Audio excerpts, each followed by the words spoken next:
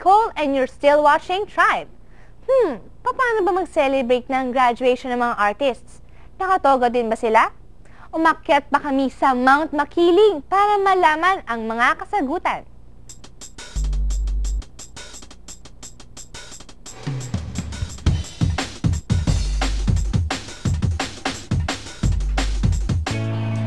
High school is one of the most memorable times in a person's life.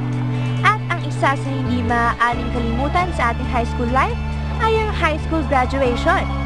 Bawat high school graduation ay espesyal, pero ang pagtatapos ng mga estudyante sa Philippine High School for the Arts na matatagpuan sa tuktok ng Bundok Makiling, syempre mas masining kung ating ikukumpara sa karaniwang high school graduation. Ang mga batang ito ang future artists ng Pilipinas sa iba't ibang larangan: creative writing, dance, music, theater arts at visual arts. They're all so very, very talented. I've seen the different batches grow up from really young artists, graduating after 4 years and really showing how good all of them are. Isa sa mga kapuna-puna ay ang bilang ng mga graduates. Ito ay dahil sa ang mga pinakamagagaling na batang artista lamang ang tinatanggap sa PHSA. Gaya ng ibang graduation, meron ding bigayan ng awards.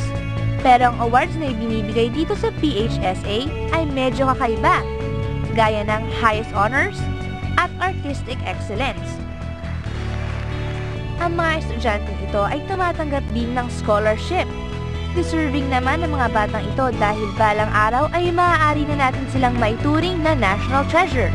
I think if we make every Filipino an artist and still do other things like become doctors and teachers and engineers and national leaders or government leaders, if we make them really good practicing artists following the principles of what's good, what's true and what's beautiful, I think the government will be investing people's money to something that's going to make this country great.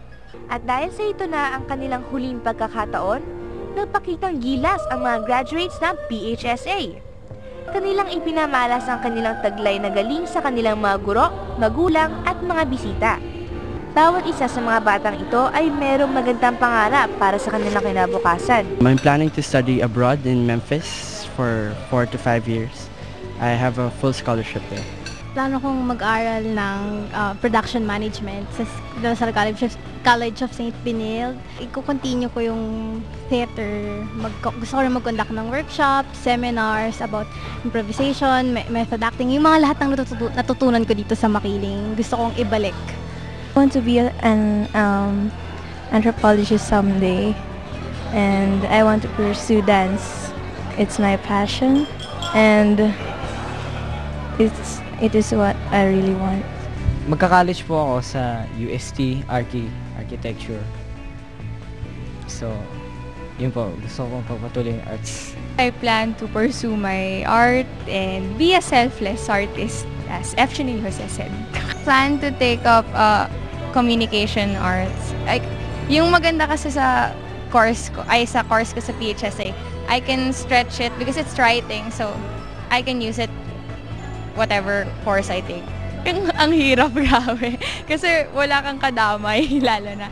Pero napakasaya kasi I get all my writing from the people that I spent my years here. So it's okay.